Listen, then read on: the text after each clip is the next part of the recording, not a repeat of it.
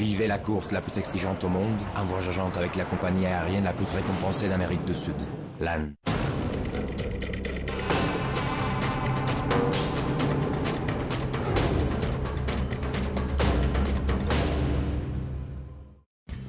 L'Amérique du Sud est réputée pour être un endroit macho, mais sur cette édition du Dakar, des femmes remarquables sont présentes et adhèrent complètement à l'esprit, certaines d'entre elles encore plus que les hommes, parmi elles l'Allemande Christina Mayer, et elle ne fait aucun complexe par rapport aux garçons.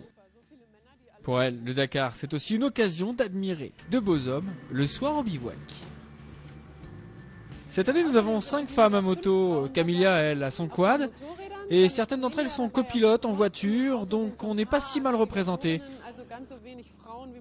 Moi, ça me plaît bien le soir dans les douches à papoter comme ça entre filles, à dire par exemple ça va, comment ça s'est passé ta journée, ou encore t'as vu ce mec, il est pas mal hein.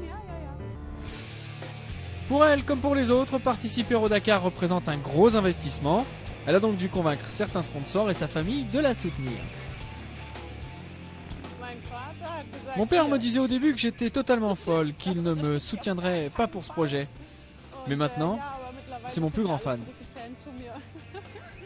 En 2008, elle fut une des grandes victimes de l'annulation de l'épreuve. Son Dakar l'an passé s'est résumé à 2 étapes. Mais malgré les petits pépins, elle commence petit à petit à faire son trou et même à être connue. Les gens me reconnaissent maintenant à Cordoba et à Buenos Aires. On m'a pas mal suivi dans les journaux, à la télévision et à la radio. Les gens me reconnaissent facilement. C'est un peu bizarre, mais l'autre jour, les gens criaient « Une femme, une femme !» On a pris des photos de moi également. Mais évidemment, le Dakar, c'est du sérieux et il y a du danger.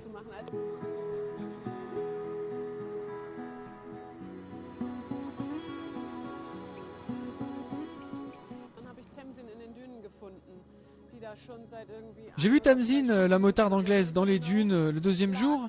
Elle est restée bloquée pendant 2 heures. Elle était vraiment très frustrée et pas très loin d'abandonner. Je me suis arrêté et je lui ai dit « Écoute, moi aussi j'ai eu une sale journée mais n'abandonne pas. Tu sais moi, j'ai abandonné lors de la 2e étape l'an dernier. Si tu veux un conseil, ne le fais pas. » Et on est donc repartis, on est arrivés toutes les deux jusqu'au bivouac ensemble. Et nous sommes encore là. Grâce à nous. On s'est vraiment beaucoup motivés ensemble. Malheureusement, Tina n'aura fait que de la figuration, la faute à une pénalité de 20 heures infligée par les commissaires de course. Mais tout cela n'a pas d'importance. Elle, ce qu'elle veut, c'est tout simplement atteindre l'arrivée, comme les hommes.